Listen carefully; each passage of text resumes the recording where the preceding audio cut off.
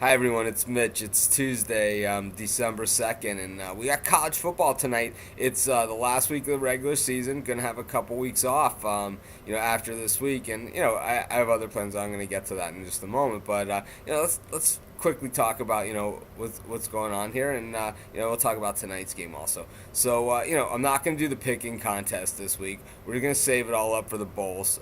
Maybe increase another tier of prize levels that we would have given away this week. Give that away as maybe a second prize for the bowl week, and we'll move on from there. There's just not enough games, and part of the contest, what makes it fun is that there are so many games and having to pick them all. So we'll save it out for the bowls. We've had fun. We got started in the middle of the season. I think it's been a huge success, and it's something that we're definitely going to keep around. In some form or another for forever. In any event, let's get on to tonight's game. It's not a game that I would have picked if it wasn't on Tuesday night and if it wasn't in week 15 of college football, but it is. So I'm going to do what I always do, and that's take some in-depth analysis on the game and try and muster up a pick. I don't rate this game very high as far as my confidence level, but I am going to take Middle Tennessee State in the points. Originally, when I looked at it, they were getting 4.5. Now they're getting 5. I like it even better.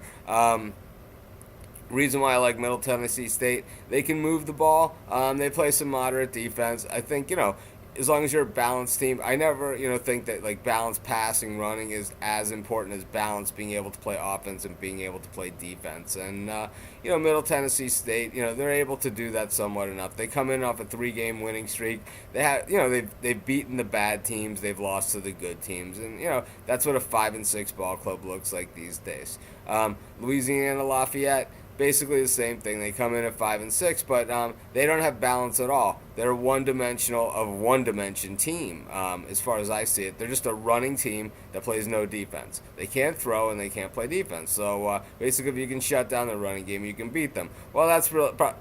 It sounds simple enough, but shutting down the running game is no small feat. And I'm going to take Middle Tennessee State and the points. On the road on senior night, and those points they might just come into play in this one. I think it's going to probably be a pretty high-scoring affair, as Middle Tennessee State does play defense, but they don't play fantastic defense. They play very average defense, which is a lot more than Lafayette plays. Jordan, on the other hand, he made it in. He got his pick in. I have it posted finally. Jordan, his flight got delayed because of dense fog, something we're very used to here in Chicago, and used to getting our flights delayed because of it. But probably not something that they're as accustomed to out west. But 6 hours in the airport for Jordan. I'm laughing not because we're laughing at him. We're laughing because we've all shared that same experience. Everyone that's traveled through Chicago of the dense fog. They call it pea soup, and there's just not a lot you can do about it. You're kind of helpless, where it's like it's not really bad weather or anything, but the visibility is so poor that no planes can come in, that you need to they need to land, so that you need to get on the plane, or no planes can go out because they can't see where they're going. And it's just it's frustrating. And we all have met characters in the airport, and I'm sure Jordan gonna have some great stories in the chat room for us regarding that. In any event, he likes Lafayette in this one. He thinks that they control the ball on the ground. He thinks that Fenroy, their outstanding running back, really is gonna he's gonna put on a show. It's senior night in Lafayette, and he thinks that Middle Tennessee State's defense, they're soft against the run, which they are. They're 80th ranked in the country against the run. And he thinks that because of that Lafayette's going to be able to wear them down, control the game, kind of make them feel silly, kind of how Georgia Tech does to a lot of teams, when they're just running circles around them, even though everybody in the world knows they only have 3 or 4 plays that they actually run. So he likes Lafayette. He doesn't think the defense is going to be a problem, and he thinks Middle Tennessee State's probably going to score some points on them, but not enough.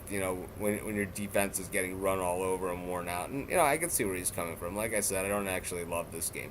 So in any event, I'm on Middle Tennessee State +5. Jordan's on Lafayette, -5. I'm not so convinced. He may be a little more confident in his pick, but you can, feel free to throw a comment down on, his post out on the, the front of the blog, and Jordan will, he usually will get back to you and saying, how do you actually feel about this, this contest? Because this is one that, I'm going to guess looking around the internet, we're not going to see a lot of opinions on.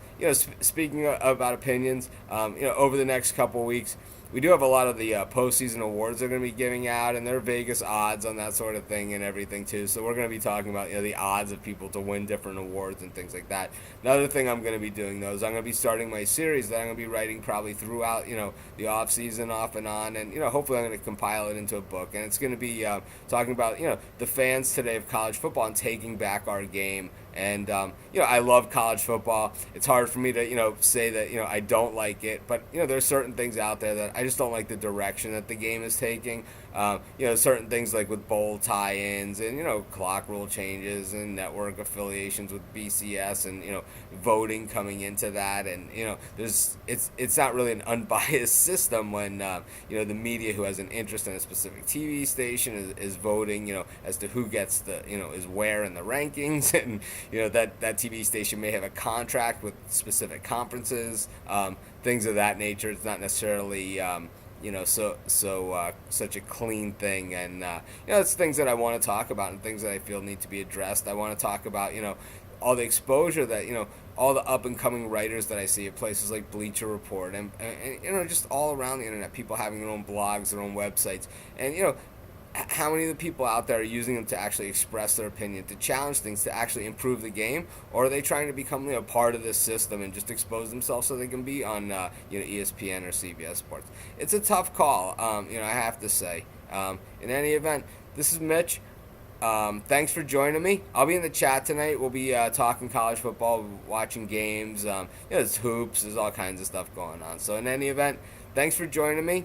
Have a great day. I will see you in the chat room. I will see you in the forum. And, we got college football all week long. We got that fight on Saturday night.